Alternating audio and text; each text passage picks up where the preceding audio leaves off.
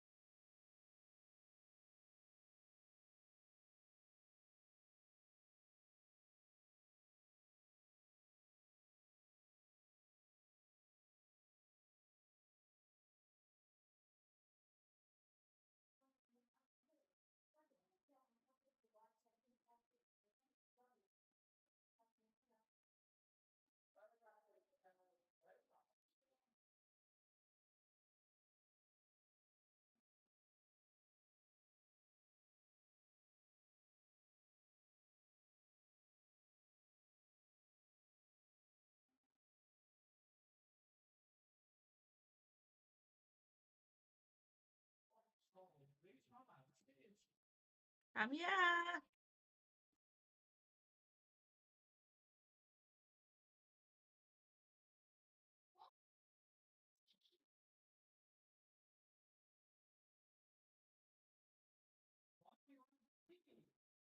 I'm trying. Are you home for me to fetch you?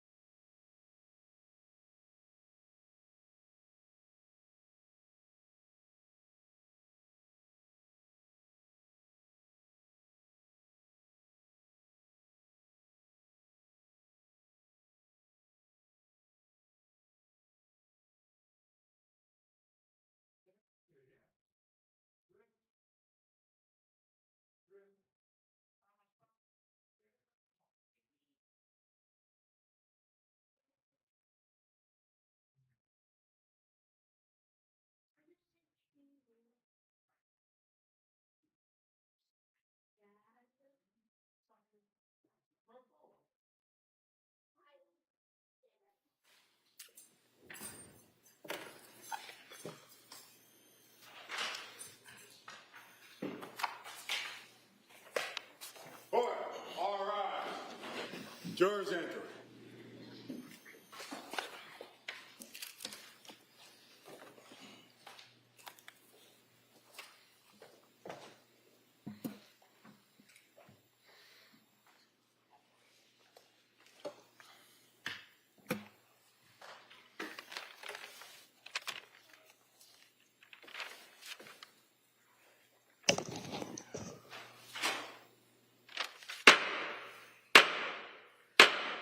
Hear ye. All persons having anything to do before the Honorable William Sullivan, Justice of the Superior Court, now sitting in Plymouth, within and for the Commonwealth. Draw near and give your attendance, and you shall be heard. God save the Commonwealth of Massachusetts. This court is now in session. Please be seated. Good morning, Your Honor. May I proceed? Yes, please. Your Honor, before the court today, we have the continuation of the jury trial in the matter of Commonwealth versus Lindsay Clancy. Ms. Clancy is present. She is represented by Attorney Kevin Reddington. The Commonwealth is represented by Assistant District Attorney Jennifer Sprague and Assistant District Attorney Shannon Buckingham. Thank you, Madam Clerk. Well, good morning, everyone. Good morning. I hope everybody had a nice, cool weekend as best you could, and were able to kind of recharge the batteries a little bit. So what I'm going to do is I'm going to ask you those questions, make sure everybody was able to follow my instructions, and then talk a little bit about today's schedule, and then we'll get right back into the case. So first, let me ask the questions. Has any member of the jury read, seen, heard, or overheard anything from any source about any aspect of this case that would affect your ability to be a fair and impartial juror? No. All right. Next, is there any other serious matter of concern bearing on your service as a juror in this case that anybody needs to bring to my attention? All right. Thank you for following those instructions. And then in regards to today's schedule, we've got a number of witnesses. I'm not quite sure how long it may go. So we may break a little bit early today, just kind of depending on the way the case comes in. And then in regards to where we are right now, we're going to, if you remember, when we broke on Friday, there was a witness at Dr. Tufts. The Commonwealth had finished their direct examination. We're now going to have that witness return to the stand, and the cross-examination by the defendant will begin. All right, and so with that, if we could recall that witness.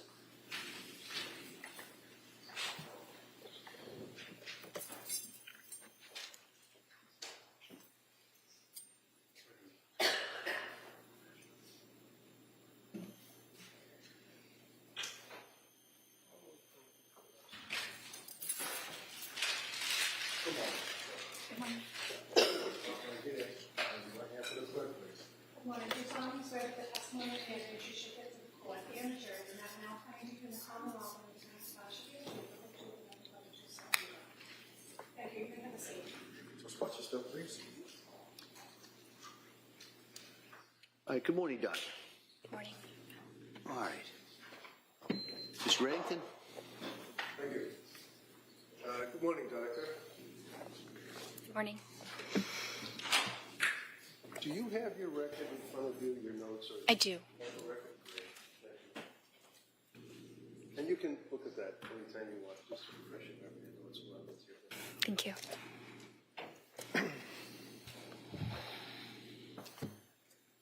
Dr. Tufts, you are presently a psychiatrist, correct? Correct. And can you tell me where you went to med school? University of Vermont. And what were the years that you were at University of Vermont? 2014 to 2018. Beautiful country out there. Great place to live, right? It is. It's beautiful. And when you graduated from med school, you then did your residency? Correct. And where was the residency? Boston Medical Center. And can you tell me, what is it exactly that you do as a psychiatric resident or a psychiatrist resident? What do you do? You do a lot of different things. You rotate in all the different aspects of psychiatry, as well as internal medicine, so that you have a foundational knowledge of broad medical topics. You admit patients into the inpatient hospital. You manage emergencies in the hospital and in the emergency room, decide whether patients need to be admitted psychiatrically or not, and also carry a panel of outpatients. And is this a hospital that you're working in, or is it Boston University? Is it a medical center?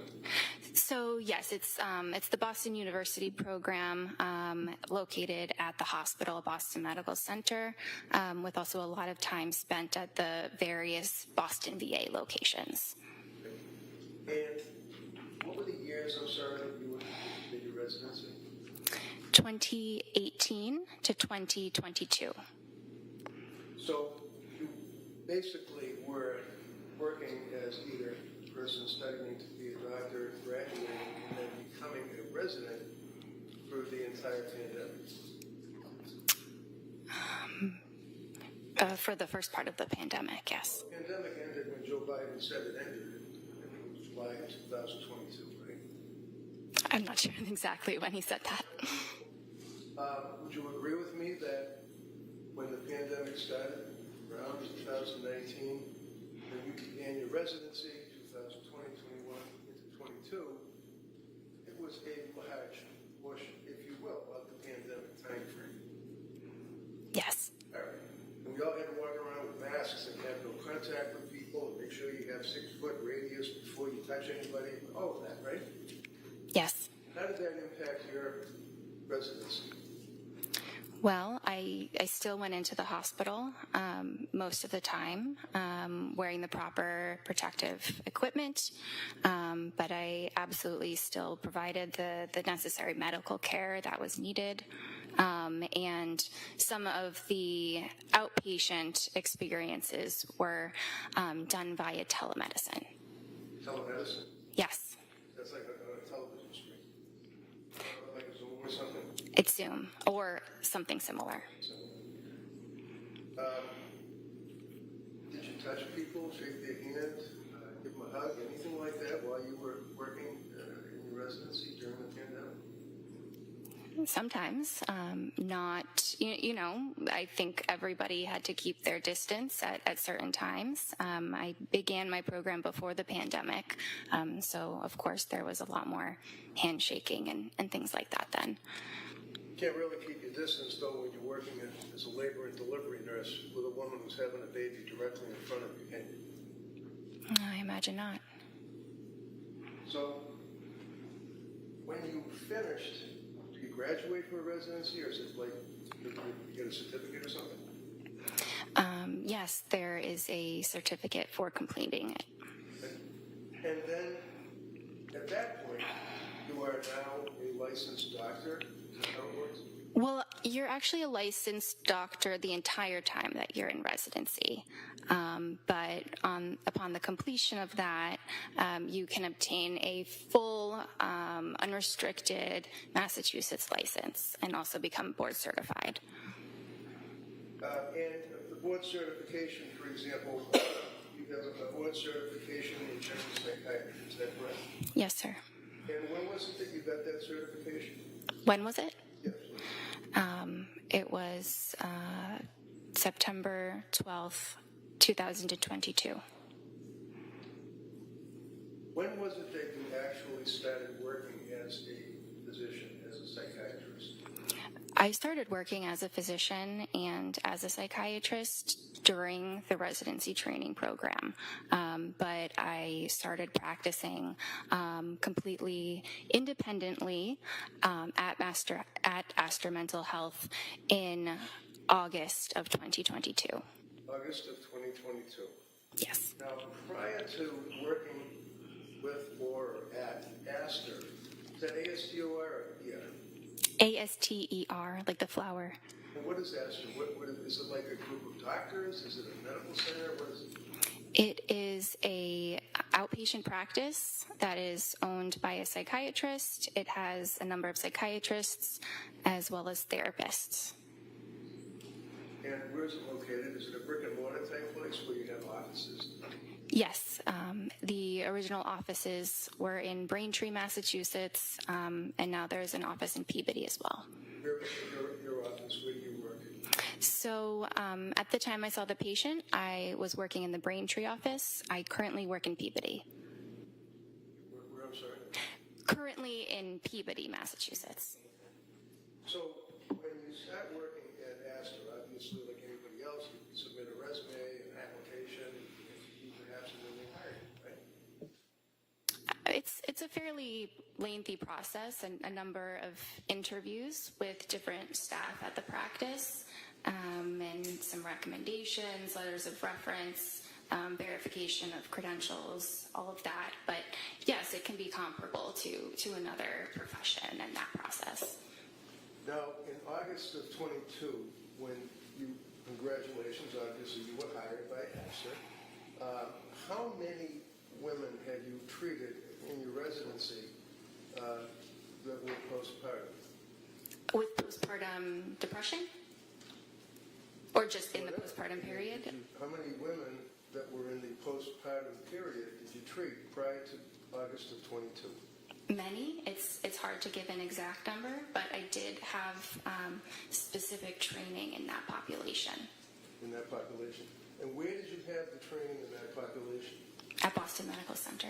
And can you tell us in that 2-year period approximately how many women that were in the postpartum period that you treated as a resident? Okay, so it's really hard to give an exact number, but if I had to say, at least 50. So in the 2-year period, you treated 50 people in the residency that had postpartum. And can you tell me, what is postpartum? What is that? Well, I just want to address that it was a 4-year period, not a 2-year period. Oh, I'm sorry. Okay. So And sorry, what was your question? Hold on. You saw 50 people in a 4-year period that had postpartum. In other words, they had been after having a baby, right? Possibly, yeah, more or less. I saw a number of other patients. I saw much more than 50, but yes. So after you had your residency and after you were hired by Astor, is that when you began in August of 22 your practice as a practicing psychiatrist? Yes. And when was it that you actually got your DEA license that authorizes you to prescribe medication to citizens? So during residency, I had a DEA license, but it was affiliated with the with Boston Medical Center. And then when I started at Astor, I had my own DEA number. I don't know exactly when, maybe sometime around August. So August of 22, you start working at Astor. August of 22, you got your DEA license individually that authorized you to prescribe medication, correct? Yes. And it was when that you saw Lindsay Clancy? I believe our first visit was September 15th Of? 2022. So you were practicing as a psychiatrist for a little more than a month. I was practicing independently with my full credentials for about a month, but the training is just immense that goes on before that. Absolutely, it must be. But that's a residency that you're talking about, right? Yes. And you know, in a residency, I mean, all I know is Grey's Anatomy, but I mean, you're working under a doctor, the doctors are supervising you, and they tell you what to do, and then you report to them, correct? They don't really tell you what to do. They're there as a resource if you need additional support. But I followed many of my own patients. I was the only person in the room with them. And, my notes were signed off by an attending physician, and that attending was available for any support I needed. So, in August of 22, when you started working at Astor, you actually filled out a form for your advertising. Is that correct? I believe that was handled by other people at the practice. And who would that be? Well, we have non-clinical staff that handle the administrative matters. Okay, but you're a doctor and you're out there to the public. You're advertising yourself and your services to the public. Is that fair? I believe yes. I'm not directing the marketing of our office, but yes. Okay, never mind your office. I'm talking about you. You had an ad that was on the computer that if somebody wanted to reach out to a doctor, they could see your ad amongst many others, right? Well, I don't think there was an ad. I think we have a website that had some information about myself. Okay. Now, in August of 22, up until when you saw Lindsay, how many patients in that month or so had you treated for postpartum psychosis? How many patients in a month? Up until that month? I'm asking you about when you started working in August of 22 for Astor, and you are now on your own as an employee. How many patients had you treated before you saw Lindsay Clancy for postpartum psychosis? 1 month, I would say none because it's a very rare disorder. Okay. But it exists, doesn't it? Absolutely. And one of the things would be the voices that people hear, right? That is a symptom of psychosis, absolutely. And that's legitimate, isn't it? It is a legitimate diagnosis, absolutely. No, not the diagnosis. People that have postpartum psychosis hear voices, do they not? Many do.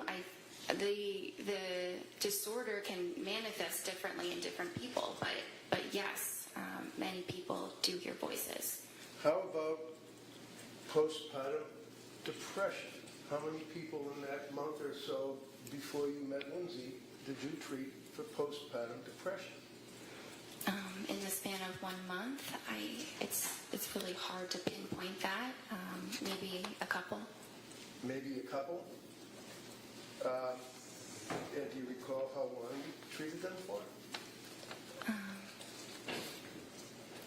Again, it's hard to really pin down the individuals in a short span of time. Can you tell the jury what you put in your ad or in the Aster website that you indicated that described you?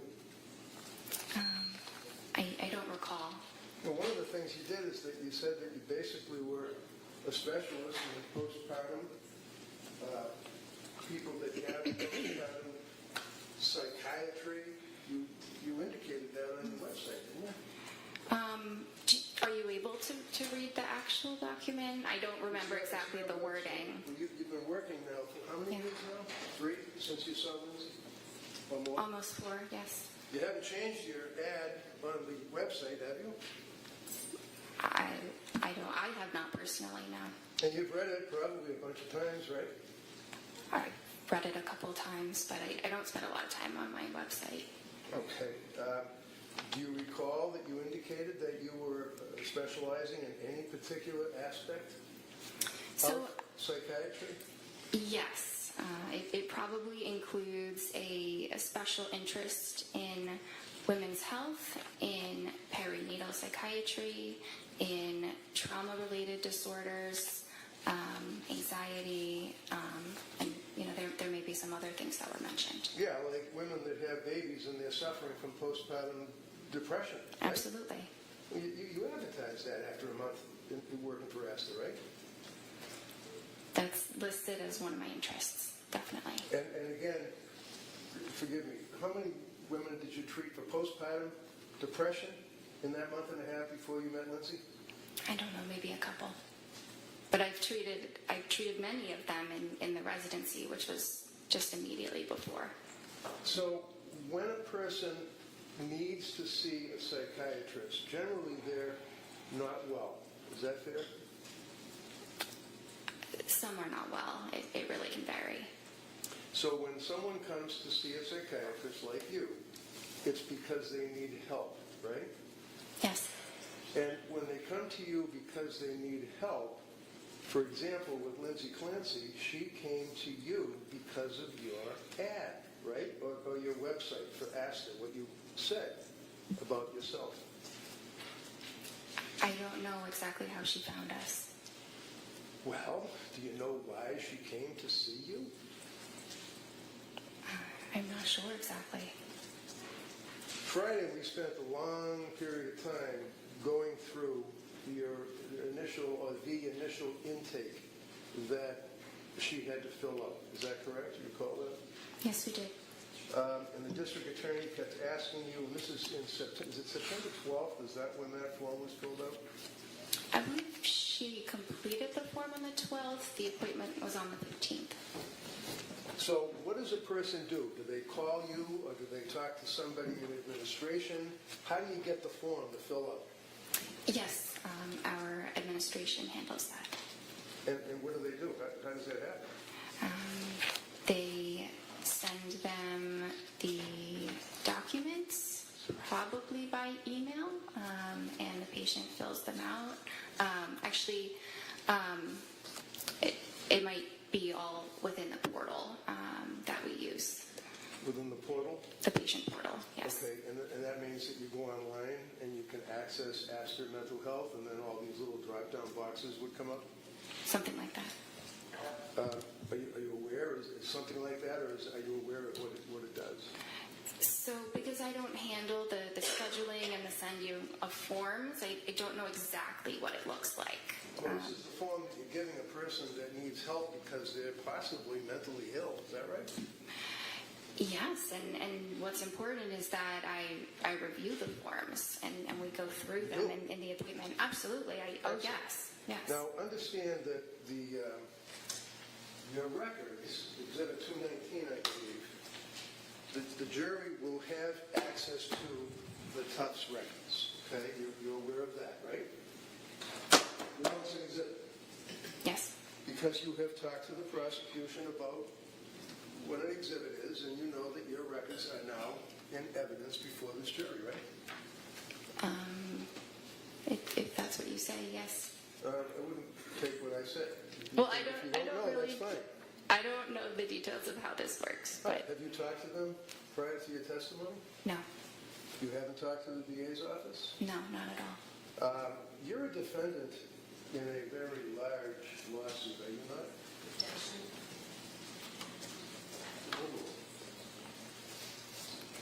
Yes.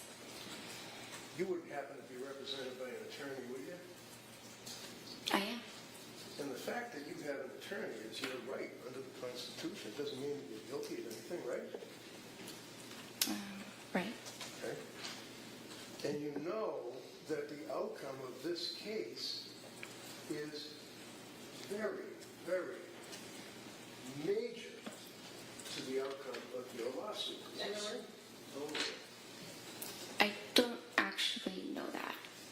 So you understand that if, in fact, it's determined that you advertised as an expert in postpartum and in postpartum psychiatry, and you've had a month experience plus a residency, would you consider that to be negligent or misrepresentation? I do not believe that I have been negligent. Do you understand what misrepresentation means? Yes. With a month under your belt plus your residency, do you really want this jury to believe that you were an expert? Can you advertise that? I don't think that's exactly the wording that I used. I think I said that it was an interest of mine. You were what? The answer. No, go ahead. Good, answer. I just think the wording was that it's an interest of mine. I don't believe I called myself an expert. Are you an expert in postpartum? I may be. I don't know. I think it depends on what you define an expert as. Well, when a patient comes to you and they fill out the form, you agree with me that your records reflect that form that she filled out on September 12th of 2022, right? Yes. And the form that the district attorney went through painstakingly with you is basically, it looks something like this, right? That's one of the forms that you have people fill out, right? Right? Yes. You see the little check mark? Yes. Who puts the check mark in there? The patient. So how many pages, because I don't want to go through all the pages again, how many pages does a patient, or how many pages did Lindsay go through to check the boxes for acid? There were a lot of pages. What's a lot, 10, 20? Yeah, maybe between 10 and 20. Okay. And basically, they're all little checks in boxes, correct? Not just checks. No?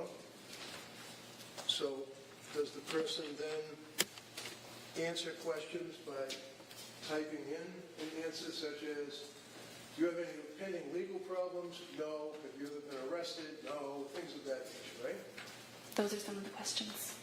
And the questions also, do they ask the patient what medications they were on Yes. before seeing you? Yes. And Lindsay told you that she was on SSRIs in the past, right? Yes. And SSRI means what? A selective serotonin reuptake inhibitor. And that's pretty powerful stuff, isn't it? It's an effective treatment for depression and anxiety. Well, it affects the serotonin levels in the brain, doesn't it?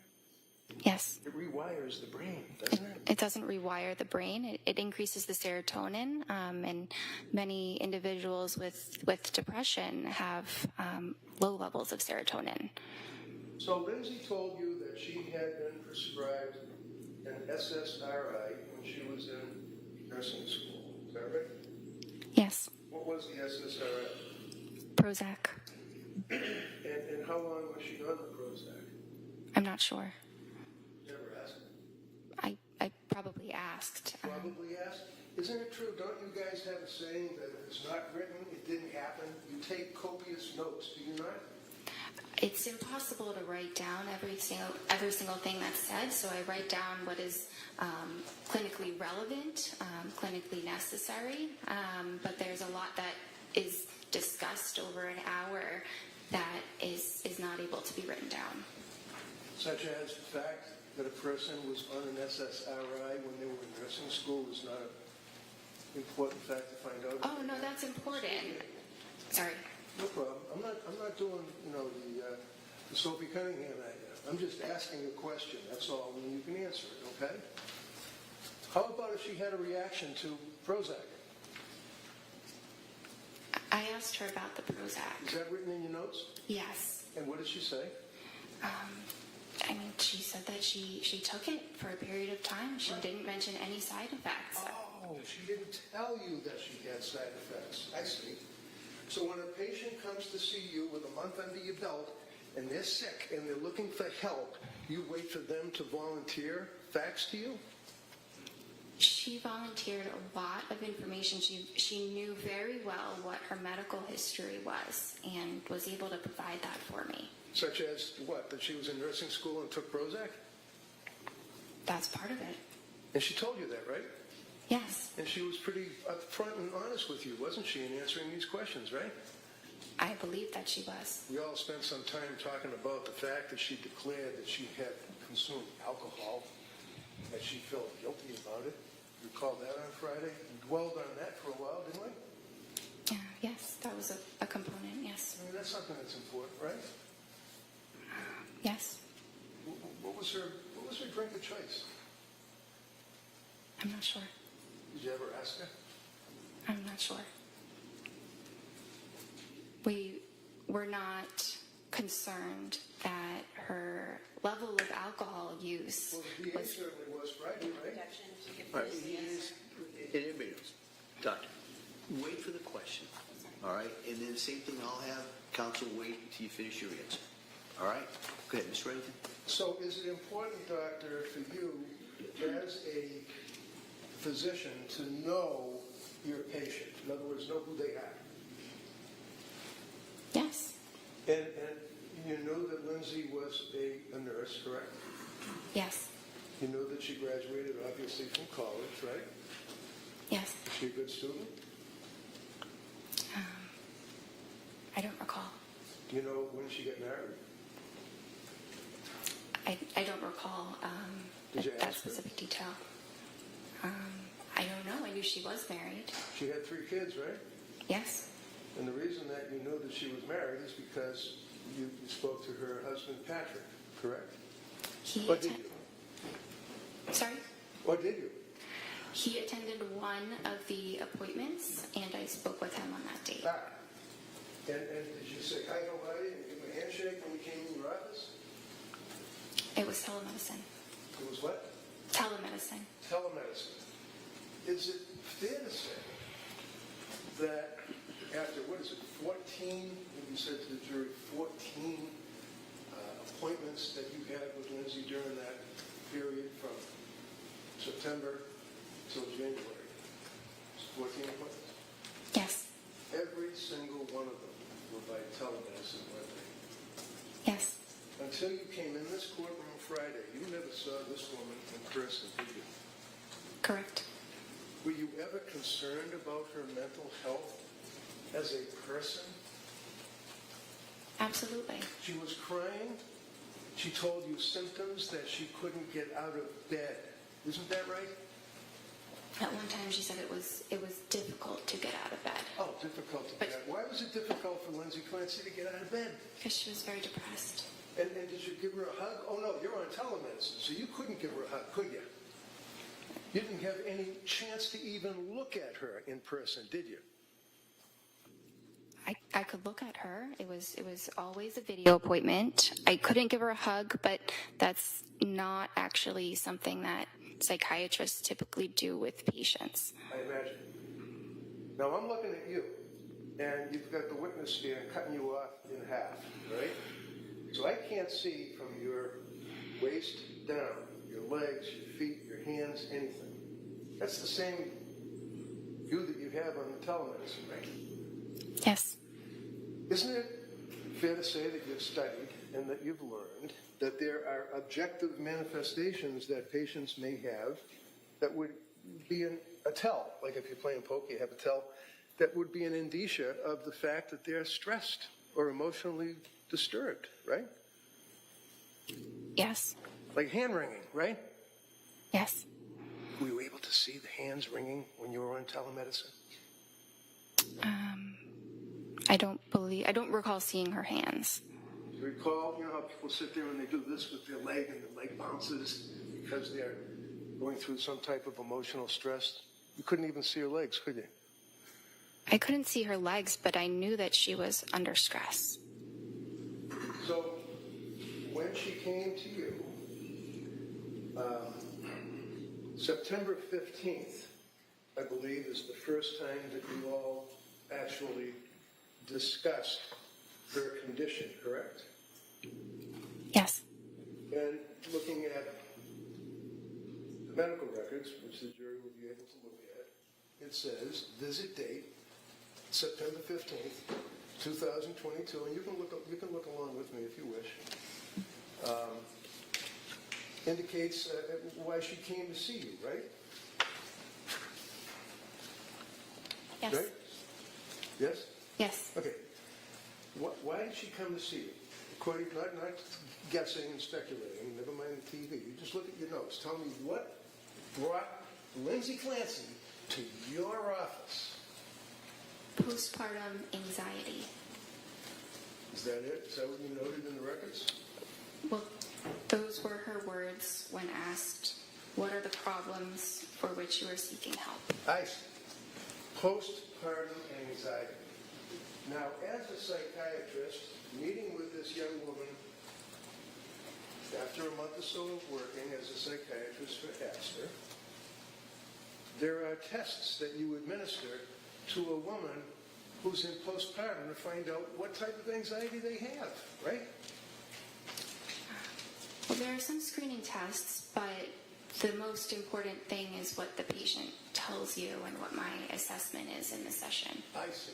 And that would carry through the Tufts evaluations for all 14 of those meetings, is what the patient tells you, right? Yes, and what I observe in the session. Through the television. Through the computer. What, if you can tell me, is the Edinburgh test? It is a scale that looks at symptoms of postpartum depression. And when you administer, that's a major test, isn't it, for a doctor to evaluate a patient for PPD? I wouldn't say it's a major test. It's a pretty big one, though, isn't it? It's the only one that measures the postpartum depression, right? It's a common one. So what? Commonly used. Commonly. All right, so when you used it on Lindsay, when was that administered to her? I did not use it on Lindsay. Why? We used the PHQ-9, which is a PHQ-9? it's a depression screening form. That's like generalized anxiety disorder, general depression. It's got nothing to do with a woman suffering from postpartum depression, does it? I disagree. Well, do you agree that people perhaps that may know a little more than you determined that the Edinburgh scale is the appropriate scale to administer to a pregnant or postpartum woman? To state as a form. You're familiar with the Edinburgh scale, right? I've heard of it. And can you explain to me how it's graded? No, I cannot. There are 30 questions in it, are there not? I don't use this scale, so I don't know how many questions there are. So the Edinburgh scale, do you even know that the cutoff for someone that is depressed in their condition of postpartum would be 15? Anything over that, they're in severe depression? Okay. Do you know that her first Edinburgh test that was administered to her put her at a 23 Objection. overall? Severe depression? I was not aware of this test. I was not aware that this had been administered to her. Well, you know that except for the Prozac that she had when she was a nurse, what, 23, 24, 23 years old, she hadn't, other than seeing her own doctor for having the baby, she hadn't seen any doctors. You knew that, right? I didn't know exactly which doctor she sees. I think we ask about your primary care doctor, but she did not report any other medical issues that she was under treatment for. So is it important for Dr. Jennifer Tufts to know whether or not a patient who is coming to you for help has a prior medical history other than what they might tell you? Well, when patients are able to advocate for themselves and share their medical history, we rely on what they tell us. Was she able to advocate for herself, in your opinion, when she came to see you and you evaluated her in September? Absolutely. How about October? Yes. How about November? Yes. How about December? Yes. And your medical records, you would agree, show that during that period of time that she was deteriorating, was a word that was used on Friday. Isn't that right? So, No, so. You used the word deteriorating on Friday, did you not? she was a little bit worse at certain appointments, and the deteriorating word, which is not my word choice, is what is in the note because I had to select that. Because why? You have some kind of a program that you have to check the box and you have to bring down the drop box? You can't take a pen and write something down about a patient? There are certain parts of the note where I can write whatever I feel is necessary, but that specific aspect of the note is a button where you have to click one of three choices. So when the jury's going through your medical records, one of the things that they're going to see is that when you meet with the patient, you have a form that you fill out where it says, if you feel like you're going to harm yourself or somebody else, make sure you go to the emergency room, right? Yes. If you have any urges to harm yourself or others, go to the nearest emergency room. That's in every single time that you meet with a patient, right? Yes. And it indicates that if there's any, call the Suicide Prevention and Crisis Hotline. If you feel that you're in crisis, you may text home to a particular number anytime. What's a suicide hotline? It's a phone number that patients in crisis can call and speak to a trained counselor. Now, a psychiatrist, you'd agree with me, is not a counselor, that's for sure, right? Well, a psychiatrist has training in therapy as well as in medicine. Did you give Lindsay Clancy any therapy? There was some therapy incorporated in our sessions, Like but what? we did. Like what? Sorry. Providing emotional support, listening to her. Hold on, no, please. Finish her answer. Hold on, everybody. She can. You ask the question, we'll let her finish, and then you can follow up with any questions you want. Go ahead, Doc. Anything else you want to say?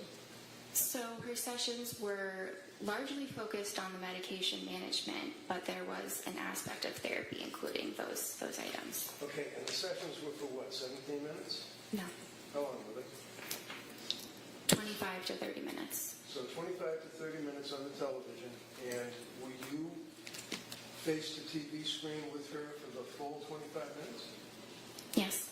And that's not noted in your records. It says 17 minutes in all your records, doesn't it? So if you look closely, it says the therapy component was for 17 minutes.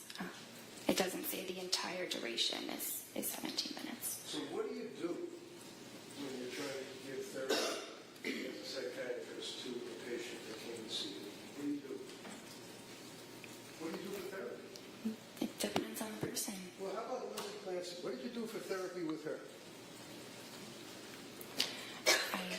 I listened to her. I listened to her concerns and provided support. I tried to provide her with hope that eventually things would improve. So you listened to her, you listened to her concerns, and you'd agree with me that her concerns were, for example, that she actually was unable to sleep. It's one of her concerns, right? She was having a lot of difficulty with sleep. On the September 15th meeting, you indicate that her mood was okay, but her affect was anxious, and you called it incongruent. What does that mean?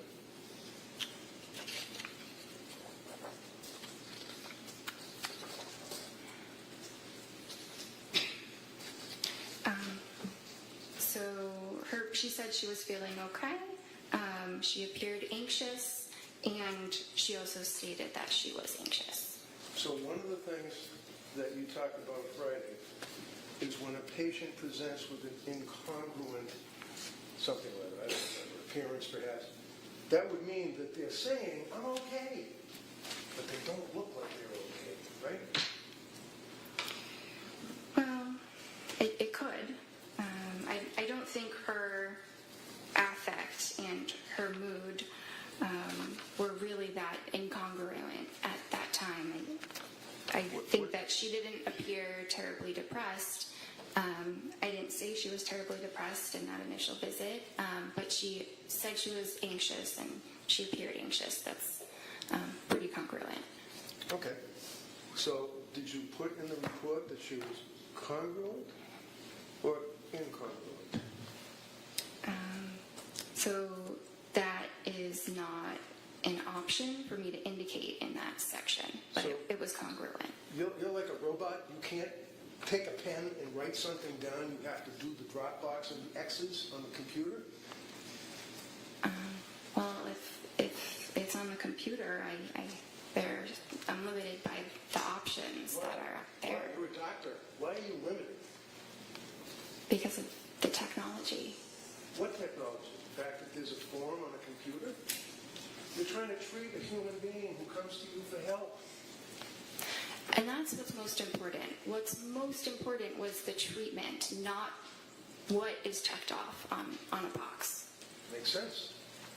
So you were unable to make a note as to whether or not her affect and her mood appeared to be in conflict and that she would have been incongruent and that she had poor insight. You couldn't write that down. Is that right? Because the box doesn't let you. Correct. So basically she's telling you that I'm okay. Well, actually, when she came, do you know that she never saw, other than when she was in nursing school, would it surprise you, a psychiatrist? And that was only for like a week when she got the Prozac in nursing school because she was afraid of public speaking. Did you know that? I was aware that she did not have a significant past psychiatric history. I was aware of that. Okay, so you were the first psychiatrist that she had the pleasure of meeting. Is that correct?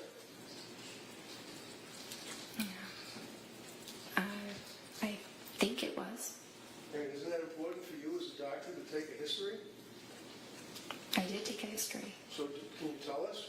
You're testifying here for the government. Tell us whether or not she had any past psychiatric history other than in nursing school for a week for the president.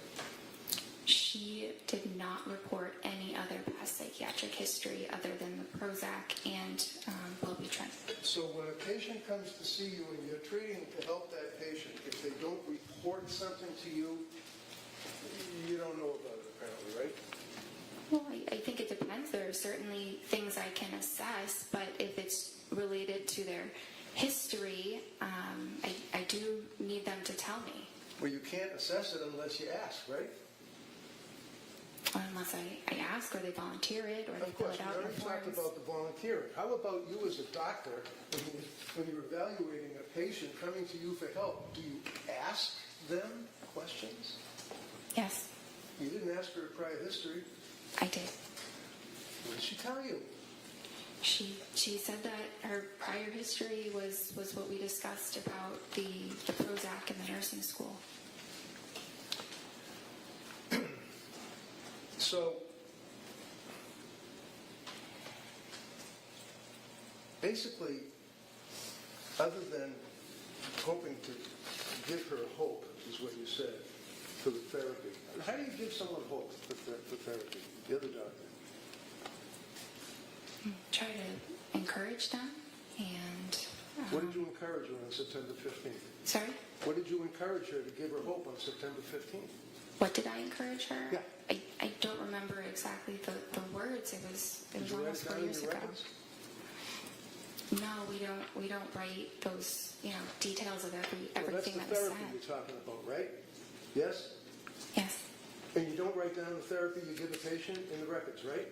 Well, I write something about it. You write it I down, mentioned not that. excuse me. Hold on. So yes or no? Hold on. You let her finish the question. If you listen to the question and answer just what they asked, okay? Go ahead. You could rephrase that question, Counsel. No, let her answer. All right. I mentioned that I provided supportive therapy. What is supportive therapy? It's listening to the patient's concerns and providing emotional support and validation. So, emotional support and validation all sounds good. Here's a young woman who is what, 20, 29, 30 years old, came to see you? Yes. And came to see you for help, right? Yes. Told you she couldn't sleep and she was anxious, correct? Yes. You know that she was postpartum, correct?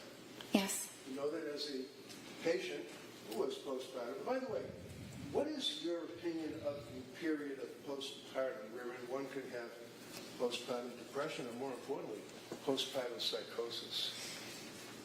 What's the time frame? It's typically 1 year. So she was well within that time frame, correct? Yes.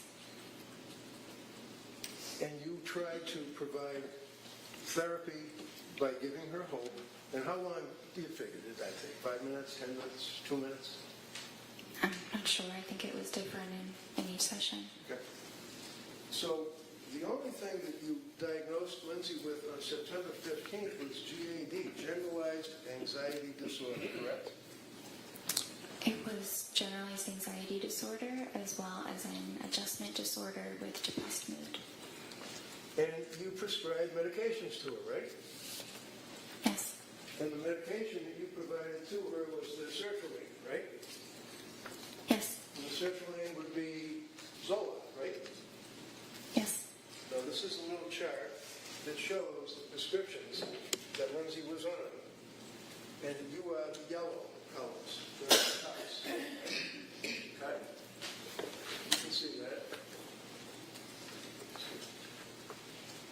Do you agree with me that on September 15th you prescribed sertraline, Zoloft, 30 count on September 15th, 25 milligrams, right?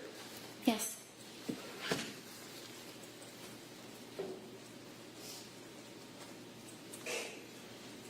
Have you ever read the website for sertraline?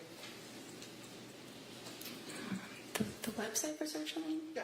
I mean, sertraline, Zoloft, is a chemical that is marketed as a pharmaceutical, right? Yes. Right? It's a pill, right? Yes. And as we said, it's an SSRI pill, correct?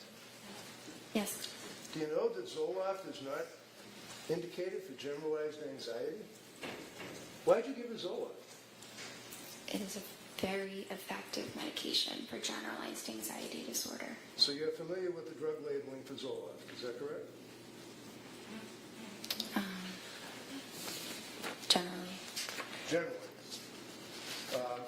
Are you aware of what the manufacturer of Zoloft indicates it can be used for, to treat? I'm aware that it's used to treat various forms of anxiety disorders as well as major depression. So when Lindsay came to see you, you know that she had stopped breastfeeding her son, right? Not at the time of the first appointment. When did she stop breastfeeding, in October? Something around then. You know that she had little or no psychiatric history other than seeing you, correct? And the Prozac, yes. You know that, in fact, that she had stopped drinking whatever it was that she was drinking, because you never asked, right? I was not concerned about her level of drinking. Well, it's in your form, right? That was at the intake, but Did you know that she wasn't drinking when you were meeting with her, correct? yeah, that's what she told me. Okay, and you believe what she told you, right? Yes. So when she sees you, she's not on any psychiatric antitropics or whatever they're called, medications, correct? She wasn't on any medication. Correct. And she had stopped drinking anything, whatever it may have been, right? I'm not sure when she completely stopped drinking, but yes. You don't know when she started, when she stopped, what she drank, do you? Well, I was not concerned that she was an alcoholic. That's a yes or no. Did you have any idea? Because we spent a long time on Friday talking about her guilt and having that she drank alcohol. You don't know what she drank, when she started, when she stopped, do you? I know some details about her alcohol use, but it was overall minimal. What were the details then? Tell me what the details were. There was that one little box that was checked off. What other details were there? That she drank 1 to 2 times a week, 1 to 2 servings 5 times a week. And you don't know what it was? You have no idea, right?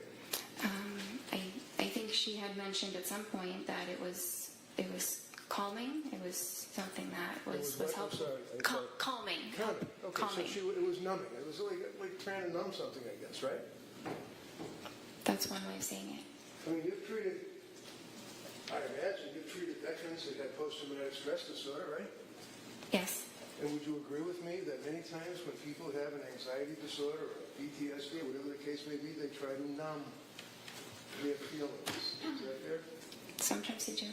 And sometimes they use alcohol, right? Sometimes they do. But we don't know what alcohol. We don't even know if it was a beer, do we? I didn't think that was relevant for her. So, with all of that, information, you then prescribed Zoloft to her, correct? Yes. You went over the side effects of Zoloft, sertraline, I imagine, with her, right? Yes. Did you tell her that one of the known side effects is suicidal thoughts and actions and ideation?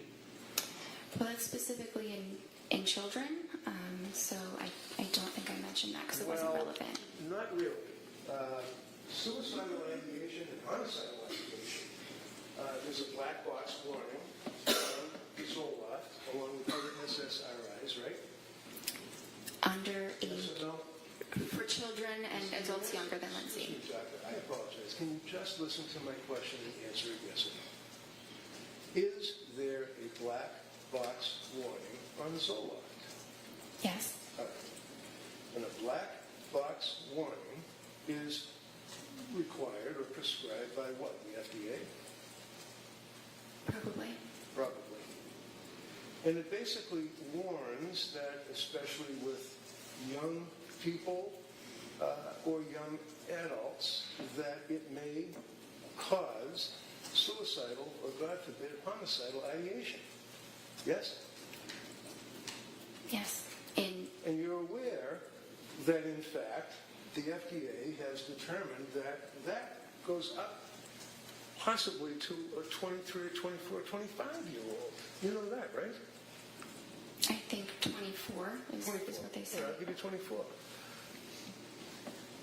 It's possible, is it not, that the SSRIs that get into a person's brain, affect a person that's 3 or 4 years older than the FDA cutoff with suicidal ideation or homicidal ideation? It's possible? There's a lot of development that happens in the brain between ages like up to 24 and closer to 30. The brain is fully matured at past age 24, and so it's less vulnerable than in a younger individual. So with 24, you're suggesting there's a cutoff. Are you suggesting to the jury that a drug that increases the risk of suicide in a 24-year-old patient cannot increase the risk of suicide in a 29 or a 30-year-old patient? Just a little bit. I don't believe there's evidence that it causes that at all in individuals over 24. So, as a psychiatrist who had the ability to issue these types of medications to patients and citizens, what research did you do on Zoloft and suicidal ideation, homicidal ideation? I was taught extensively about SSRIs and suicidal ideation in my training. Right? In Vermont, in Boston, yes. Okay, so in Vermont was when you get your medical degree, right? Yes. And in Boston would be when you were a resident, right? Yes. And you had board certification on general psychiatry, right? Yes. You can have a certification on the subspecialty, right? There are certain subspecialties, yes. Right, and some of the subspecialties deal with postpartum or women that are pregnant and have babies and have psychiatric symptomology.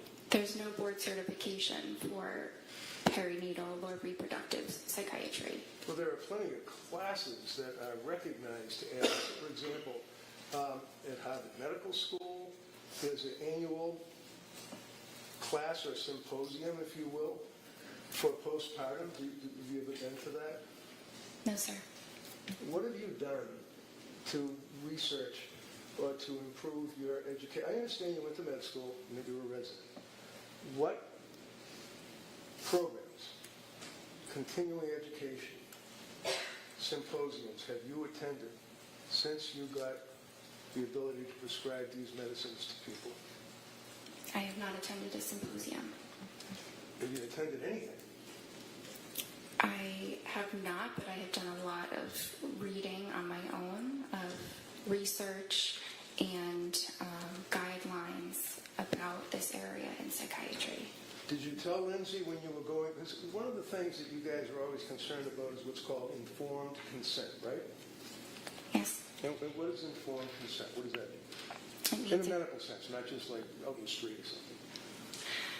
explaining to a patient the risks and benefits of treatment and possible alternatives, and making sure that the patient understands what you're saying. Now, when you were going over the symptomology or when you were going over the side effects of Zoloft, one of the side effects of Zoloft is, and I quote, severe trouble sleeping, right? Yes.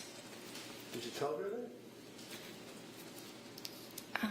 Well, insomnia is listed as a side effect. No. You already said yes, you know it.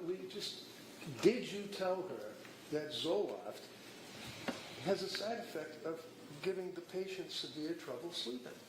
That's all. So I didn't use the word severe because it typically doesn't cause severe trouble sleeping, but I thought you were referring to when she told me that she did have severe trouble sleeping, and that was true. That's what she told you, right? That she had severe trouble sleeping, right? She told me, yes. And you know that one of the side effects of Zoloft is, let's say, trouble sleeping. You know that, right? Yes. Your answer is yes. The jury has to be able to hear you. Yes. And why would you prescribe Zoloft to a young woman who's postpartum, who's coming to you with anxiety, who's telling you she can't sleep, she's got all of these symptoms, and you prescribe a medication that would have a side effect of trouble sleeping? So individuals have very varied responses to medications. Some have no side effects, some have one or two. It's impossible to predict, but Zoloft is a top choice, a first-line medication for Says her. who? Says who? says it's the general consensus Well, know among about the psychiatrists. lawsuits Hold on, Right. again, you can't have both of you talking at the same time. So let her finish her answer, and then I'll give you plenty of time to follow up any questions regarding her answer. So,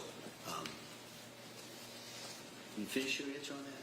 There's extensive research supporting the use of sertraline in this instance, and the general consensus among psychiatrists is that it's a first-line safe medication for individuals, including postpartum women. How about the kids that shoot other kids in high schools and the lawsuits that come out of that against Zoloft? You ever read about them? Overruled.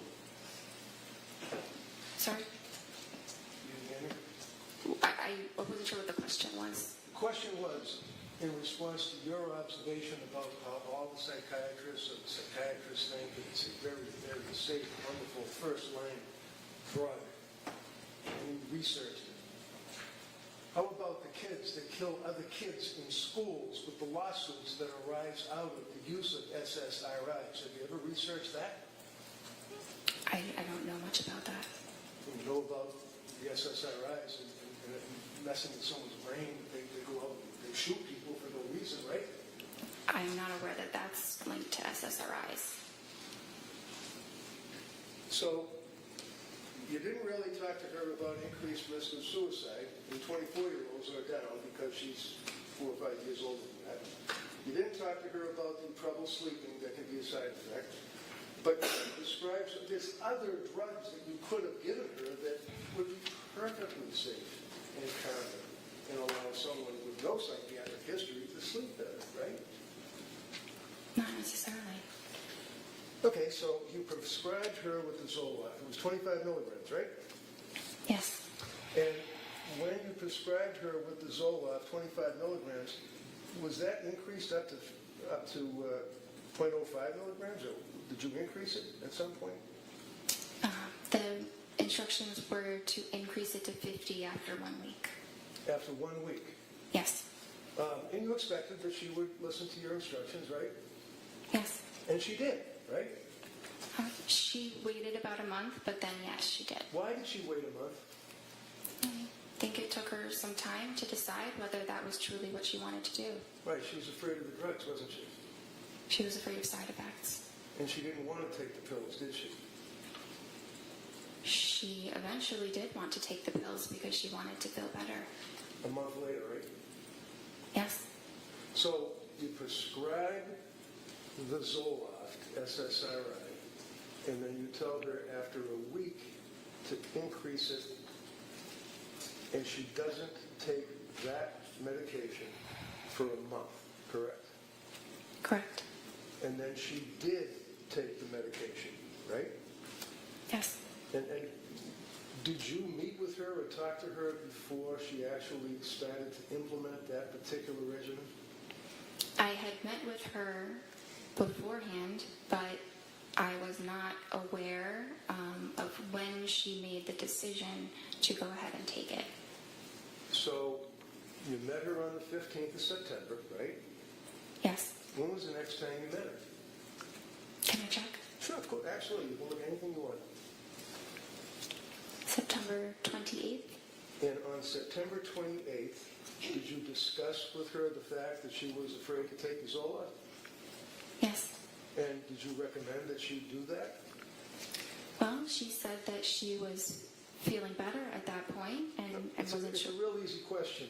When you Sure. talked with her, did you recommend that she increase or take the Zoloft? At that visit, I don't think that I did. Okay. So when did she actually take the Zoloft?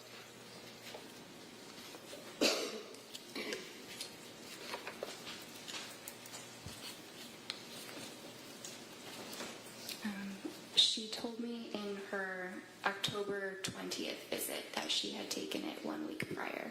And she told you that when she increased it in accordance with your instructions, she went off the rails, right? I don't think she used those words, but she had What words did side she use effects. for you as her doctor? She felt awful. Awful. Why did she feel awful? Did she have a stomach ache? Did she have a headache? Why did she feel awful? She did have some stomach aches. She had some diarrhea and had a difficult time eating. She also had increased anxiety. She had some more depressed feelings. She had more difficulty sleeping. And what was your advice to her as her doctor on the 28th of October, after she told you about the effect the Zoloft had on her? I told her to stop it. Stop the medication. Okay. Now, Zoloft being an SSRI, and a patient that is taking the Zoloft in the 0.05, we spent Friday afternoon going over the drugs, and 0.05 milligrams is the lowest dose and all that. That's the dose that is prescribed to people, invariably, correct? It goes up to 200, but that is a starting dose. For pretty much all of you psychiatrists would agree with that, right? 0.05, right? 50. 50, okay. And you then told her to stop. Yes. What does it mean to titrate something? To slowly increase the amount. What do you tell patients when they're on an SSRI as to weaning them off the SSRIs? Depends what the dose is. If it's a high dose, you need to slowly decrease the dose, so kind of the opposite of titration. But if it's a low dose to begin with, you can stop it. Are you supposed to tell a person that's on an SSRI to stop immediately or to slowly withdraw from it? At 50 milligrams, it is perfectly fine to stop it immediately. So you didn't have any concerns at all about telling her to immediately stop taking the Zoloft? And what did you do, put her on another drug? Not immediately. Okay. So did she relate to you on that October 28th meeting that you had? Was it the 28th or the 26th? I met with her the 21st and then the 26th. Okay. Now, on the 26th of October, what did she tell you her condition was? So she was feeling back to how she was before the Zoloft, which is not great still, and that she was considering a new medication. So she was considering it. Did she do research on medication as to what medication she wanted to take? Is that what you're telling this jury? She didn't specify exactly what medication she wanted to take, but that she wanted to try something else because she was still having significant anxiety.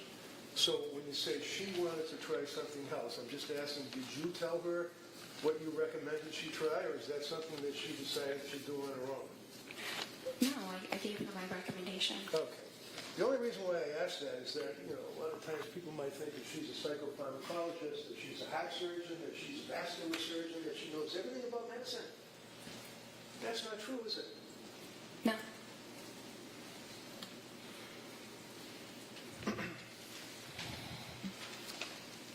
Would you agree with me that prior to telling her to stop the Zoloft, that one of the concerns that we had is that Zoloft affects anxiety and affects sleep, and you hope that it treats the underlying anxiety by balancing brain chemistry and increasing serotonin, right?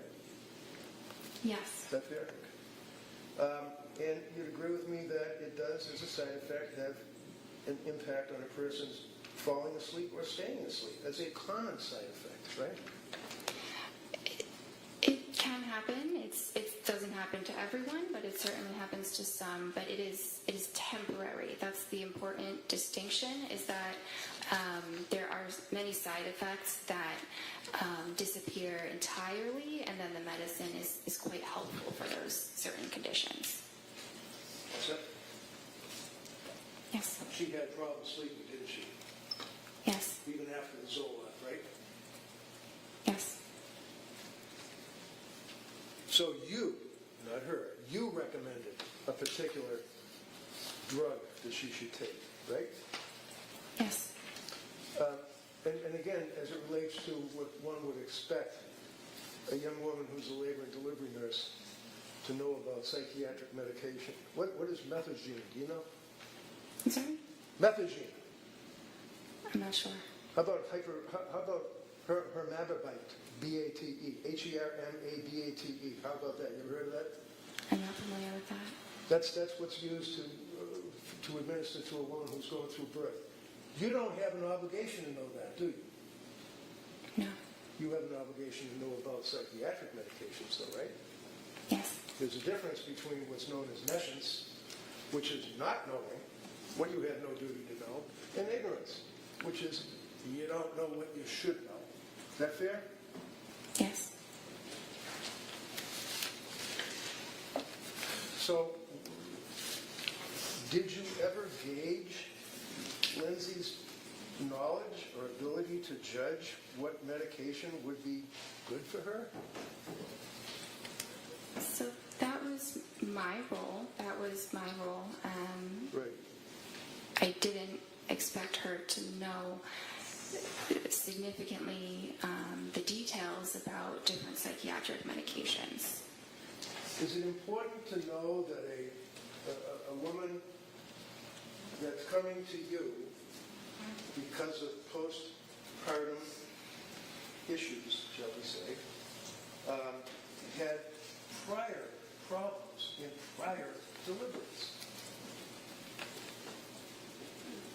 Yes.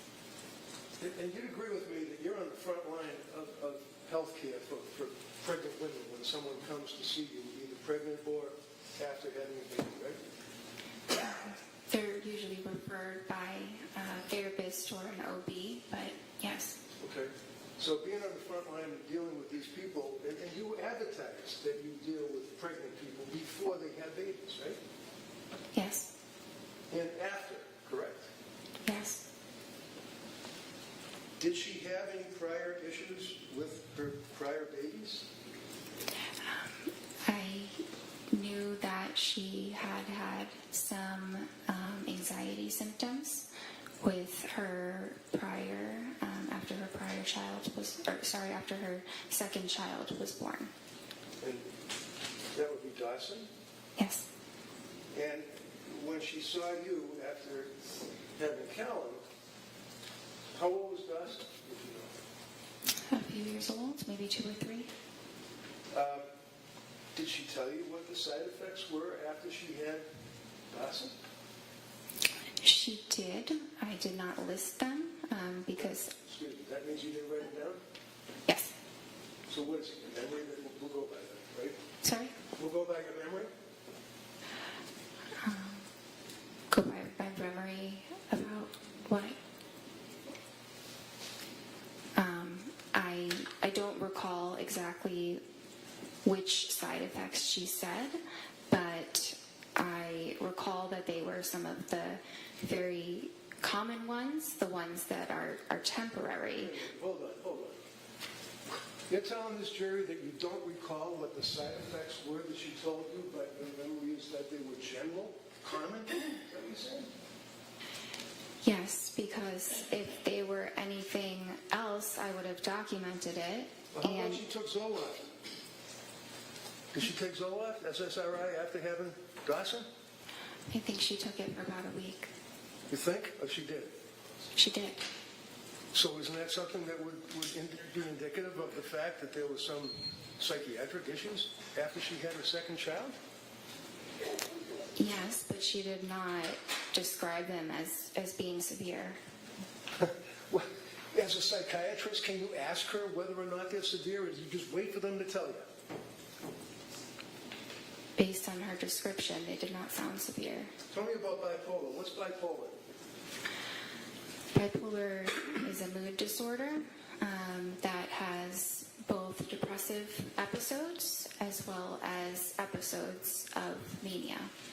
And is it your understanding that if a person has a difficult birth and in fact has some psychiatric attributes as a result of that difficult birth, that you should not prescribe SSRIs to that person because they could be bipolar?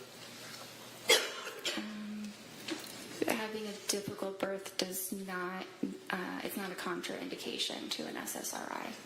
So, after she had her second child, she took Zoloft, and you did not detail any side effects, and you don't remember any side effects. Do you agree that Lindsay had, at this point, a history of mental problems during postpartum? She had a history of anxiety postpartum. Anxiety to the point that she was prescribed an SSRI? Yes. And she also had mental problems when she came to see you, right? Yes. So she had mental problems after she had the second child, mental problems after she had the third child, correct? Yes. And you'd agree with me that this is not easy stuff for somebody to be talking about. People get embarrassed in our society if they had mental problems, don't they? Some do. She did, didn't she? I'm not sure. So, not documenting any of the side effects, did you think it would be important to document the side effects of the drug before you prescribed Zoloft a second time? She's telling you that she had. You don't know, but she had side effects with Zoloft. Was it important for you to document the second time that you're giving her Zoloft? I did not feel that it was necessary to document the specific side effects. So if someone comes to you as a person who is in postpartum and is all the symptomology that she had related to you, that if she told you that she was on Zoloft after her second child and had side effects, you don't think it's important to document the side effects, number one, right? It depends what the side effects are. Which we don't know because you didn't write them down, you don't remember it. I would have written them down if No, they not were. what you would have done. What did you do? No, go ahead. I would have written them down if What did you do? I wrote that she had side effects. What are they? I'm not sure. And then you prescribed Zoloft again, didn't you, in 2022? Yes. Do you recall, in the period of September of 22, October of 22, into November of 22, that she used the word overwhelmed, told you that she was overwhelmed? Is that correct? Sorry, which visit are we looking at? Well, the period of time, September, October, November, she used the terminology that she was overwhelmed. Yes. Okay. And when you were treating her, you didn't think that she was just merely overwhelmed with 3 children. You knew she was really struggling, didn't you? I did. And it was at that point that you diagnosed her with a psychiatric condition, and you prescribed psychiatric meds. Isn't that right? I prescribed psychiatric medications, yes.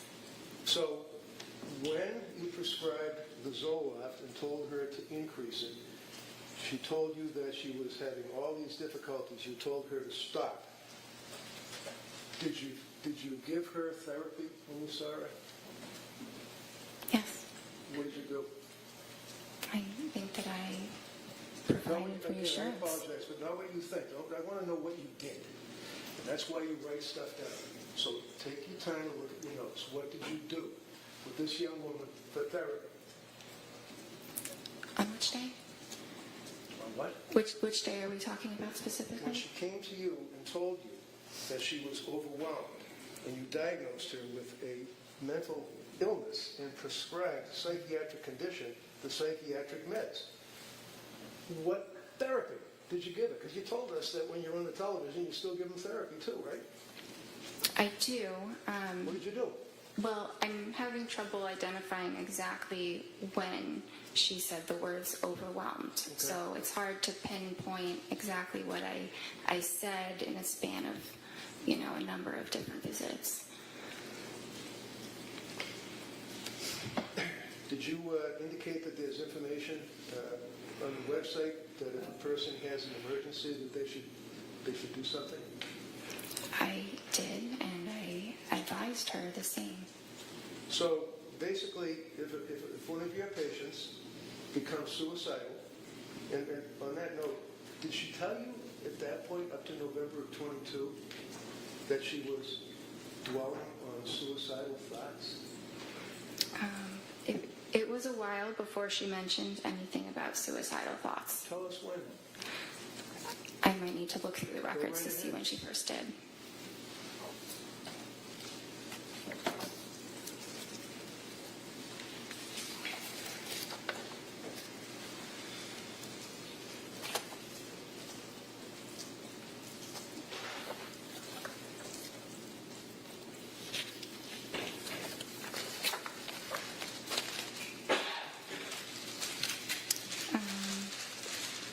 December 1st.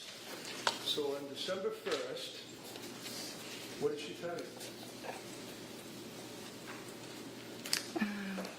That she denied feeling suicidal, but that she was close to feeling suicidal. That's kind of like being a fisherman out in the ocean who's worried about the possibility of a storm and is thinking about the storm and is dwelling on the storm, almost in fear of the storm, right? Objection. No.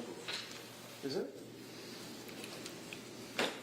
I guess. So when she tells you that she's, and I don't want to put words in your mouth, what did she say? She's having suicidal thoughts, or what did she say? How close to it? She denied having suicidal thoughts, but felt that she was getting close to it. Okay. So she was dwelling on it or thinking about it, right? Is that fair? She was fearful of eventually having those kinds of thoughts. To kill herself. Yes. And how frequently were the thoughts? I'm not sure exactly how frequent they were. Did you ask her? It's Sorry? very likely that I did ask her the frequency. Would that be in your medical records? I mean, you see some patients, you have some patients other than Lindsay Clancy at that point, right? Yes. And you document when a patient, my God, when a patient comes in and tells you that she's in postpartum distress and she's close to having suicide thoughts to kill herself, that's important, isn't it? It's important that I am aware that she's having these thoughts, What thoughts? that she is fearful she could become suicidal. And she told you, I imagine, or you asked, how frequently these thoughts were. I don't have it documented how frequently they were, but that is a question that I usually ask when we're talking about suicidal When we're thoughts. usually testifying on a murder case, we usually have facts that we can tell the jury, not speculation. Objection. Yeah. Sustained. Did she tell you, or did you ask about suicidal thoughts? Yes. What did she tell you? If you don't know, tell us. No, I know. Sorry, but it's what I said before, that that she denied having them, and she wasn't having them. We were meeting, but she felt close to it, close to having those thoughts. Okay. So would you agree with me that many times patients, especially psychiatric patients, minimize their symptomology? Patients sometimes do. And sometimes when a woman has just had a child and has other little kids at home, they're worried about the government taking kids away from them, because you're a mandated reporter, aren't you? Objection. You're a mandated reporter, aren't you? I am. And if she told you, I'm having suicidal thoughts, I'm close to it, and homicidal thoughts, you'd report that, wouldn't you? Not necessarily. I think it really depends on the context. But having suicidal thoughts alone is not a reportable condition. All right. So basically, we know that she was close to having suicidal thoughts to kill herself, whatever that means. We don't know how frequently she was having them. Yeah? Today, I don't know how frequently, but at that point, I believe I did know how frequently they were. Okay. So as a result of that, you then gave her therapy, I imagine, right? With the television. Yes. And what therapy did you give her in November of 22? I gave her supportive psychotherapy. And what does that mean? It sounds great. What do you do? It's listening to the patient and providing. Sorry? Listening to the patient, like when they say they're having... Hold on. Good. Sustain. Next question. Well, So- she didn't finish the answer. Right. Next question. Thank you, Bill. Listening to the patient. That would be when, for example, one of your patients tells you, after all the treatment that you had provided prior to that, all the symptomology that she had, insomnia, anxiety, and all of that she's close to having suicidal thoughts. That would, I imagine, impact on you. Yes. So what did you do with this psychotherapy? So I provided emotional support and validation What and does that mean? Validation? encouragement. What does that mean? Something like, I understand this is a very difficult time. It really, it varies on the individual. Sure. How about Lindsay? I don't remember the exact therapeutic words that I used. Okay. How long did you give the therapy? Validation and all that stuff. I don't remember exactly the duration. Be about 10 minutes. Maybe. Through the television, right? Through the So, computer. as we pointed out, you tell the people that come to see you, when I say you, I mean collectively Astor Medical, that you would expect that if a person is in crisis, as you guys say, or is suicidal, that they would have to go to a computer or their cell phone, right? They would have to punch in your office, right? Look up the number. We advise them to call 911 or go to the emergency room as quickly as possible. How about suicide hotlines? Do you give them advice to call them? That's an option as well, yes. Sure. Did she call suicide hotlines? I was not aware that she did. Did you ever ask her? I don't think I specifically asked that question. Not specifically. Did you ask her anything? Did you beat around the bush maybe? You ask her anything about suicide hotlines?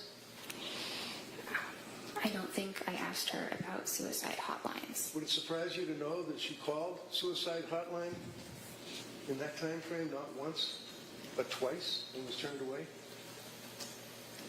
You guys were in the front line of this, aren't you? No. It does surprise me, yes. It does what? It surprises me that she called them twice. And you never asked her if she had ever called the suicide hotline, did you? I don't think that I did. Well, I understand.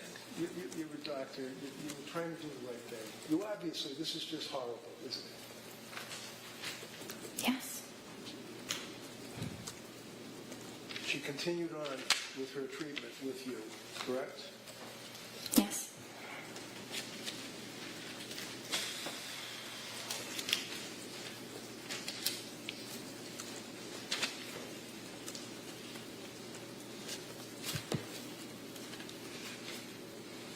What was the next medication that you put her on?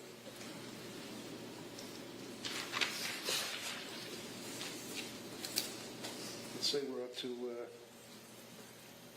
I guess it would be the October 26th date? Yeah. Is that right? October 26th. Is that when you prescribed Ativan?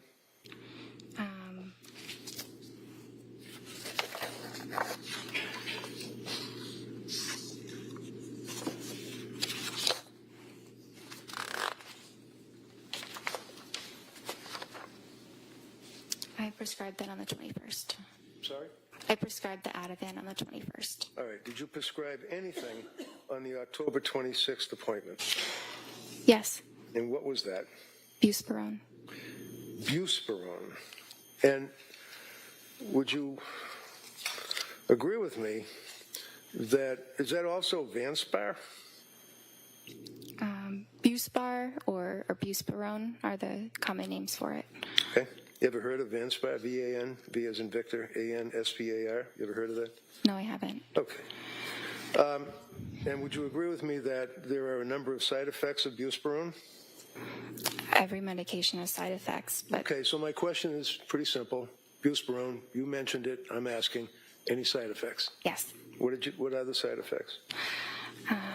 they could be tiredness or dizziness or rarely some upset stomach, but it's generally a very, very well tolerated mild medicine. And do you recall, was she taking any other medication at that point, if you know? Yeah, she was taking some of the Ativan. Some Ativan, right? Did you prescribe that to her? Yes, When did you prescribe the Ativan to her? the 21st. And she was compliant with your recommendations, right? Yes.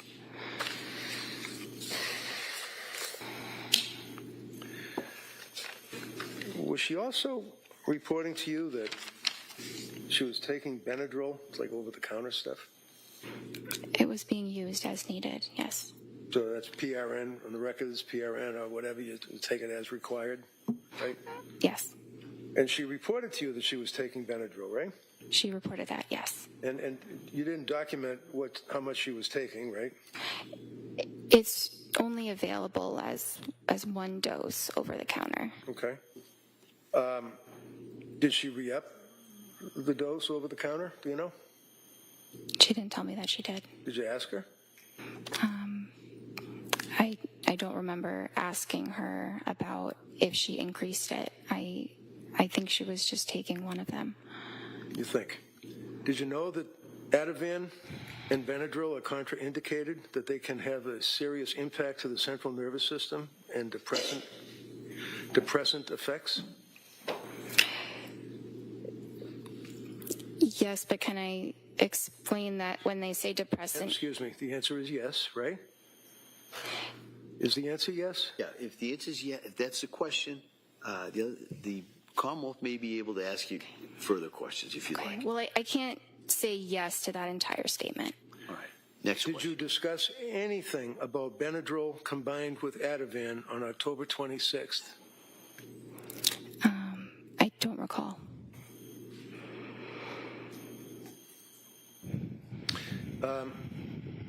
On October 26th, was she still worried about suicidal thoughts? She denied that. And on October 26th, how did she deny that? You have that noted in your record? I do. And what does it say? Patient denies suicidal ideation. Okay. So there's a huge difference between suicidal ideation and somebody having thoughts of suicide or being close to it, right? Not exactly. Well, you knew that the last time you spoke to the woman, she told you that she was close to having thoughts of killing herself, right? Yes. And you're her doctor, right? Yes. So what do? You just say, do you have, and check the box, and say, do you have any suicidal ideation? And she says no, and you check the box? No, it's not that simple. Do you ask her, like, well, gee, the last time I spoke to you, you told me that you were close to having suicidal thoughts of killing yourself. Did you pursue that on the 26th of October? Yes. And what did she say? That she wasn't. Now, how long was that appointment, if you recall? Would you agree it was 17 minutes and then there was some therapy? The entire appointment was something between 25 and 30 minutes. And that was again through the television, right? The computer, yes. Computer. Did you also add a drug called hydroxyzine? Yes. When was that? So that was the same visit as an alternative to the Benadryl. Okay, so on October 26th, when she told you that she was taking over-the-counter Benadryl, I asked you what you prescribed to her, and you said Ativan, right? Right? Yes. And then I asked you about the contraindication of Ativan and Benadryl, right? You asked me about that, yes. And then you, on October 26th, started her on Buspar, correct? Yes. And what is the purpose of Buspar? Is that for anxiety? Yes. And what kind of drug is Buspar? It doesn't really fall into a class, but it does act on serotonin. So it's another, similar to an SSRI, right? It's kind of like a more mild version of an SSRI. Okay. So she's on Benadryl over-the-counter, Ativan, which is a benzodiazepine, Buspar, which is an SSRI, and then you prescribe hydroxyzine on the same day, right? They weren't all to be taken at the same time. What's hydroxyzine? Hydroxyzine is an antihistamine. Okay. Is that over-the-counter, or is that, can you just buy that over-the-counter, or do you have to go to the back where the pharmacist is? You have to go to the pharmacist. Okay. And as far as you're concerned, she was taking the medications as she was required, right? That's what I was told. I'm sorry? Yes, that's what I was told. Did you, by her? Yes. And did you at any time tell her that she should keep a diary of her medications and keep a diary of any side effects that she has? I didn't instruct her to do that. You don't have to instruct somebody to do anything, but did you recommend it? Like say, hey, if you're on all these meds, if you're having an effect, you should write it down. When, time, date, anything like that? I didn't tell her to do that. Would that be helpful? Maybe, but usually we go through all of that in the appointments, and we met very frequently. Now, you'd agree with me that at this point, prior to the next appointment, which was November 2nd, she had gotten significantly worse, even after all this medication that you had been prescribing, right?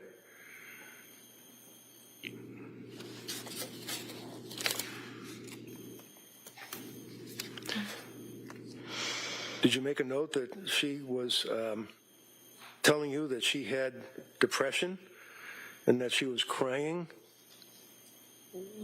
had more anxiety, insomnia had increased, brain fog, and worrying about suicide?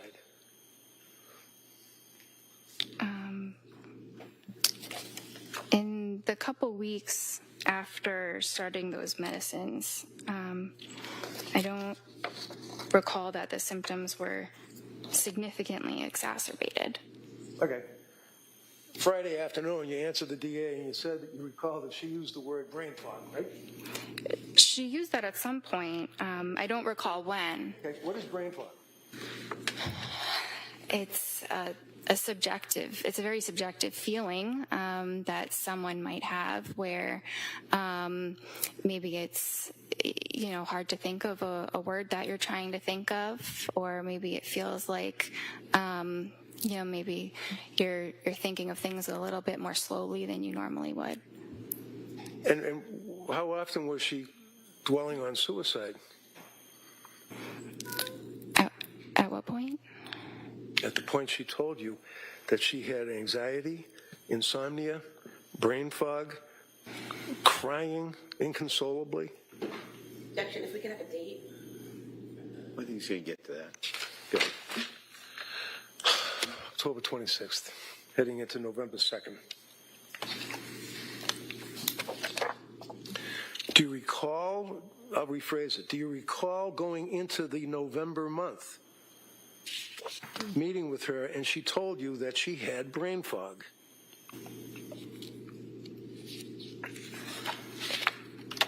It was mentioned at some point. I Okay. don't see that on the 26th specifically. All right, so let's talk about brain fog.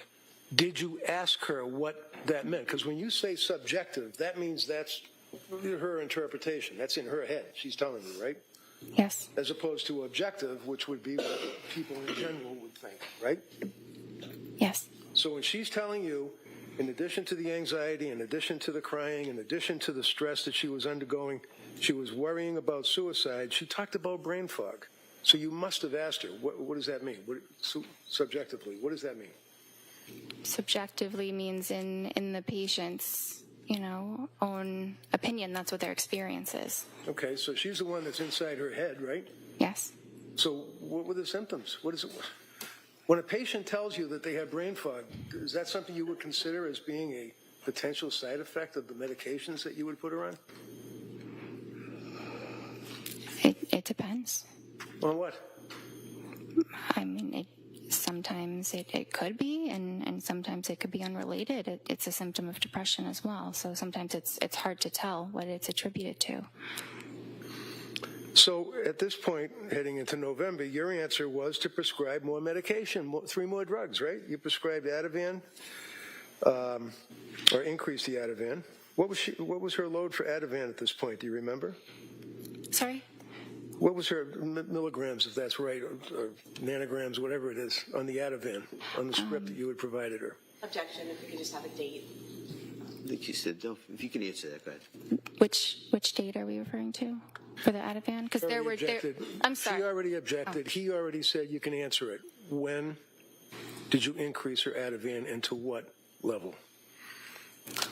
So she was prescribed Ativan 0.5 milligrams. Right.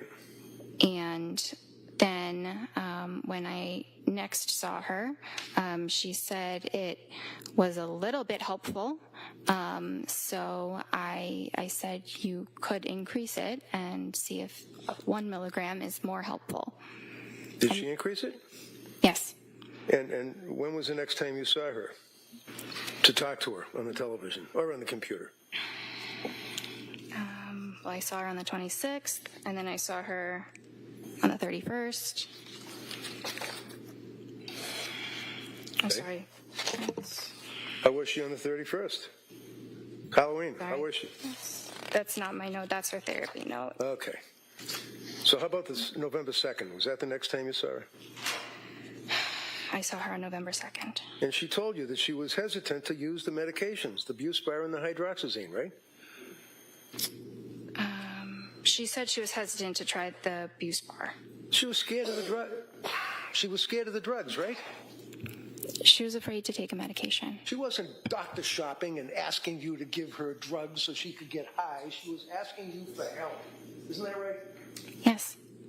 And she was afraid to take the drugs and told you that she was afraid to take the drugs, right? She told me she was afraid to take the Buspirone. Did you advise her or counsel her or give her therapy about that? Validations? Yes. And what did you tell her? Well, I advised her of, the risks. What were the risks? Well, the risks of medicine, like we had said, sedation or dizziness. Okay. How about interfering with sleep? Buspirone doesn't usually interfere with sleep. Not usually?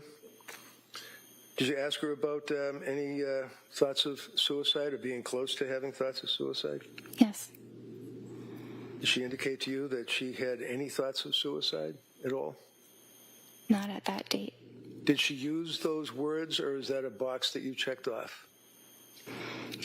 I don't remember her exact words, but we talked about suicide or, thoughts of hurting yourself. Right. And there's a distinction between, in your records and the notation, between suicidal ideation and I quote, worrying about, thinking about suicide. Would you agree with that? Yes. And what did she mean when she told you, as her doctor, that she was worrying about, thinking about suicide? You mean in the prior appointment? I'm talking about a woman that's sitting in front of you on your television or your computer telling you that she was worried about thinking about suicide. Well, on the 2nd, she didn't say that. Okay. When was the next time that she told you that she was worried about or thinking about or suicidal ideation?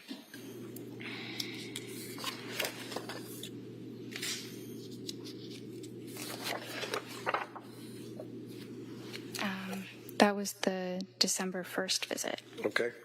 So go back to the November 2nd visit. Would you agree with me that she, after you talked with her for that period, however long it was, that you then brought up 4 medications to her, recommending that they might be safer, and I quote, safer alternatives.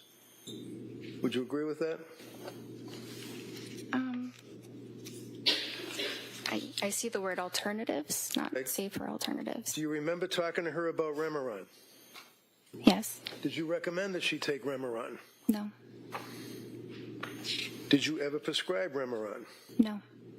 And is that mirtazapine, as far as its generic name? Yes. And Remeron is an antidepressant, isn't that right? Yes. And you did not feel that that would be an appropriate medication for her to take at that time? It was a very reasonable option, but we didn't decide to start it. So is this a collaboration? In other words, you and the patient, you would both make a decision as to when to start a drug? Or is it your decision and advice to the patient? Well, it's ultimately my decision, but the patient's thoughts about the matter are very important. At the end of the day, the patient has to go home and take it themselves. I'm not there to ensure that that is happening or not. So you had a November 22nd appointment, right?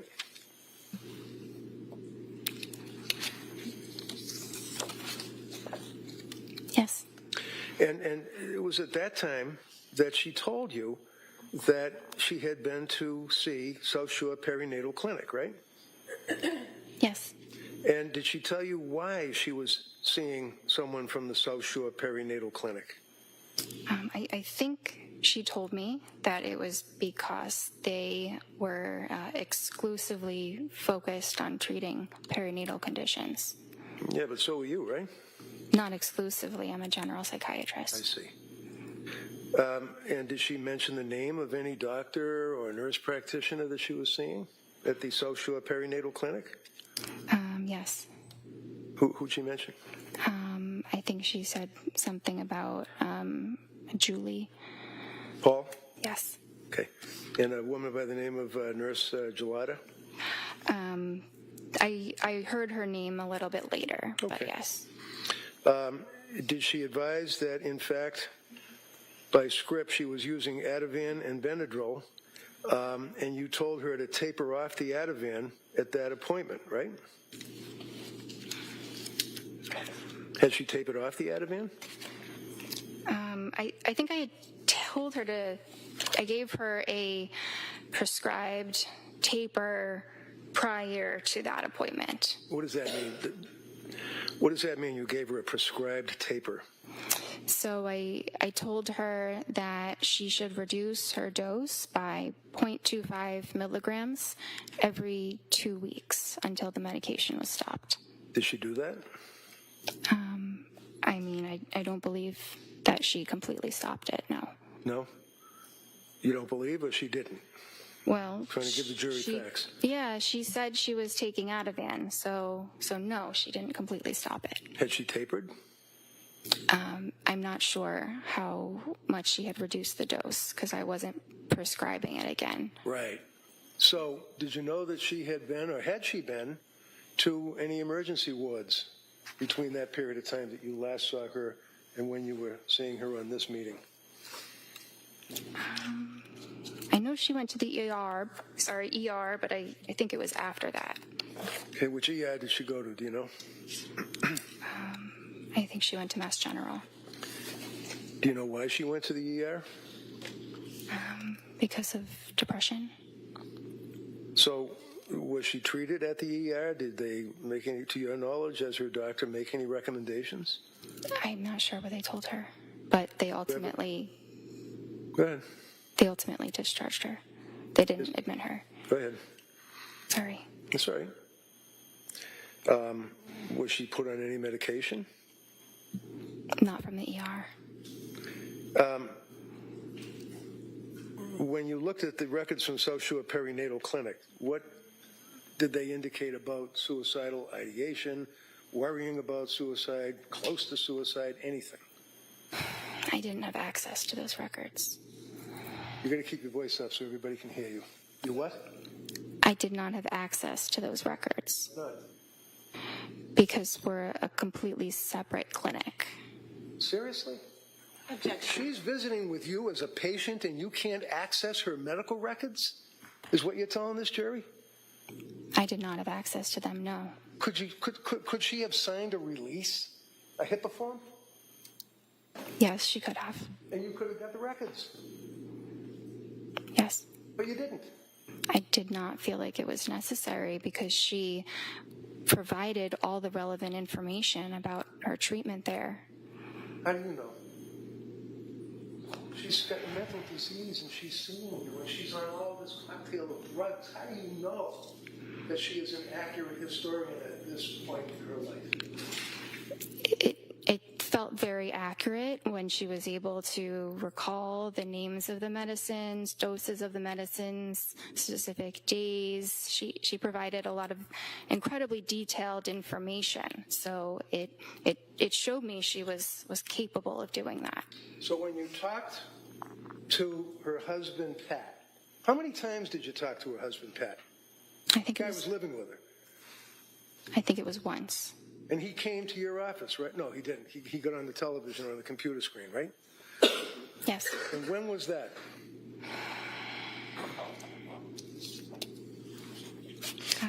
I think it was the December 16th visit. So let's. Reddington, before we get to that, Okay. probably a good spot to stop. We're going to take the morning recess, and then we'll come right back. Okay? Court, all rise. Jurors, please close your notebooks, facing on your chairs.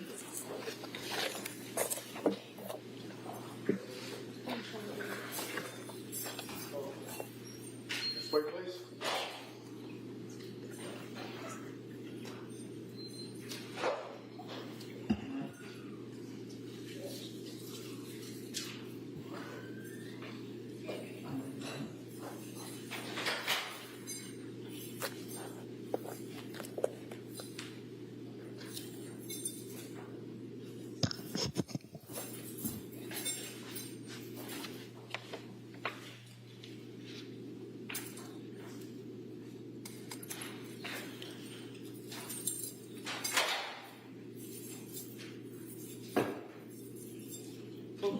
Exit outside, chiefs. Plug back in, we'll go back.